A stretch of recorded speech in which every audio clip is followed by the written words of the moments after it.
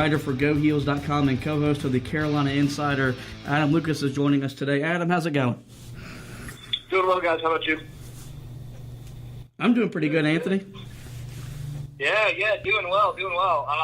So really quickly, I know this isn't one of the questions that's on there, but you got to tell us about working with Jones Angell. Like he's a great. I mean, he's a great, fun guy. He loves what he does. But you guys, you do the podcast together, and he's a little bit different in the podcast than he is on air, right?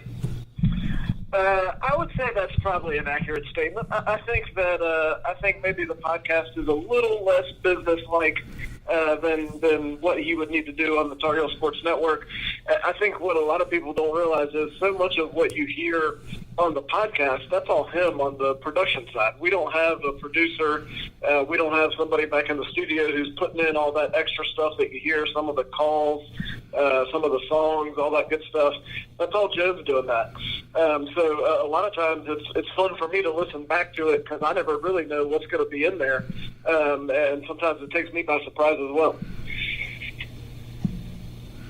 Yeah, I'm definitely a loyal listener. Love the stuff y'all do with your list. The how can you justify that? The Roadhouse challenges are always pretty good. So you'll give us good content both about Carolina, and then like Anthony said, we get to learn a lot about you guys outside of Carolina athletics, which we also enjoy. So we'll go ahead and get to the interview part. And I just want your initial, your thoughts. I know it's been 2 days since the Syracuse game, but Carolina came back from behind at halftime with a much better effort in the second half. The defense wasn't as good as it had been the previous couple games, but it was enough to get the job done. Yeah, well, I think kind of overlooked in that game is how well Syracuse played. I think a lot of Carolina teams from previous years would have lost that game because the Orange played really well. They needed a good win because, like they always are, they're kind of sitting right there on the fringe of the NCAA tournament. I think they're in, but I don't know how comfortable they feel. And that would have been a signature win for them. And you put a win at Carolina with the win at Duke that they already have, and all of a sudden you're feeling great about making it. And they played really well offensively. Made some very difficult shots. I don't know if they feel like they played that well defensively. I'm not sure. I think it's always tough when you play the way they do. But Carolina was just better. And they weren't a whole lot better, but they were enough better to get the win. And that was a good one because it locked up a 3 seed in the ACC Tournament. Well, one of the main reasons that Carolina was as successful as they were on the offensive end in the game against Syracuse was because Coby White really just had another fantastic performance. I mean, now, there's 3 games so far this season as a freshman that he scored 33 or more points. When you look at Coby White, Roy said it the other day that this is the best shooting point guard that he's ever had. We were talking about this a little bit in one of the earlier editions of the podcast. Do you think that Coby White may actually be the best point guard that Roy has ever coached? The best point guard that Coach Williams has ever coached? That's a good question.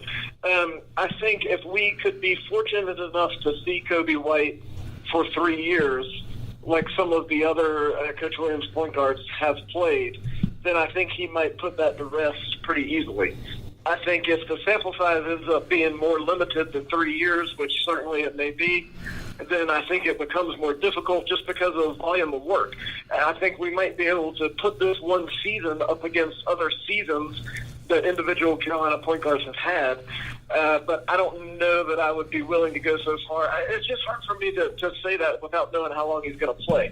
But has he done things that nobody's ever done? Yes. And every time he shoots it off the catch, I think it's going in. And I think kind of the underrated thing he's done that hasn't got enough attention is that he's got Carolina playing at a faster pace than any other Roy Williams team has played at. And I think all of us would have said, nobody can play faster than Ty Lawson or Raymond Felton. Well, Coby White's done it. And when Carolina gets more possessions, they tend to win games. All right. Okay. So we'll follow up with that. And, we travel to Clemson on Saturday. They're kind of where Syracuse normally is, where they need a win to get their NCAA tournament resume more with a higher standing. What are your thoughts and the keys to get a win on the road in Little John? I think that's going to be a tough game because I think this is most definitely a case where the opponent's got a lot more to gain from a win than Carolina does. Tar Heels would like to win. Certainly they're going to get on there trying to win. but they're not desperate to win the way that I think Clemson probably will be. Clemson really does need a signature win. That's something that's missing from their resume. They're going to muck it up and make it kind of ugly like they always do. They're pretty good defensively. They've got a lot of veteran players who have been there for a long time who also can score. Brad Brownell's a good coach. It'll be a relatively hostile environment. There'll be some Tar Heels down there at the Old John Coliseum, but it'll be predominantly orange. Clemson fans will pause from spring football just long enough to pay attention to this game. So I think it's a tough assignment. I think it's unrealistic to expect Carolina to continue to play at the level they've played at from now until hopefully the first week of April. So you're going to see a hiccup or two somewhere in there, and it wouldn't surprise me to see that at Clemson. Well, right now we haven't really shot well since that game against Wake Forest. I think the question that a lot of people have is, look, we're still winning games, but is that sustainable for a long period of time, or does something have to change if Carolina wants to make a deep run in March? I think it depends on what you define as a long period of time. Carolina can't go to the Final Four or win a national championship shooting the ball poorly, because you can't beat good teams playing that way. I don't think Carolina's big enough or skilled enough in the paint to shoot 15% from the three-point line and win a regional final type game against one of the top 6 or 7 teams in the country. So, but that being said, I would expect Carolina to shoot the ball pretty well because they're diverse enough that they've got a lot of guys who can make that shot. I think you feel pretty good about Coby White shooting it. Cameron Johnson shooting it as well as almost anybody has since the line's been in college basketball at Carolina. Luke May can step out there and knock it down. Kenny Williams can make that shot. So I think you've got enough guys that you're not dependent on one player making 5 or 6. You've got a couple who can maybe knock in 2 or 3, and I think as long as Carolina shoots it reasonably well, then I think they're a legitimate candidate to go deep into the tournament. Yeah, I think you're right about that. When you look at it, I think one of the areas that we're kind of concerned about going into the tournament that, maybe we haven't been concerned about in past years is really depth. And that's because of the injuries. You got Leakey and Sterling, who have both missed now significant time. When you look at those two guys and right now where they stand, are we going to see these guys back on the court this season, or is there anything they can really give us? I certainly think the hope and the expectation is for them to play again at some point this year. The problem is everybody just heals at a different rate, and everybody can tolerate a different amount of pain. What I might say might be absolutely terrible. You might say, oh, it's not that bad, I'm ready to go. So you're never quite sure. I don't think we're to the point yet where they're going to warm up and then they'll evaluate it in warm-ups. We're not there yet. But we're getting closer, and I think you're right, certainly, especially Leaky Black, because he gives Carolina a lot of flexibility. He can do a lot of different things, and that's a piece that you're going to need in the postseason. And with Sterling, at some point you're going to need that backup post guy to come in and give you a few minutes, especially because we know Garrison Brooks is prone to getting into foul trouble. So you would like to have Sterling Manley available to come in, play a little defense, get a couple rebounds. And so both those guys, as you said, they're not going to start this year, but that depth is going to be valuable against the better teams down the road. Adam, you're around this team day to day. What's one area you've seen this team drastically improve since the start of ACC play to now with a 13-2 record in conference? I think it's got to be defensively.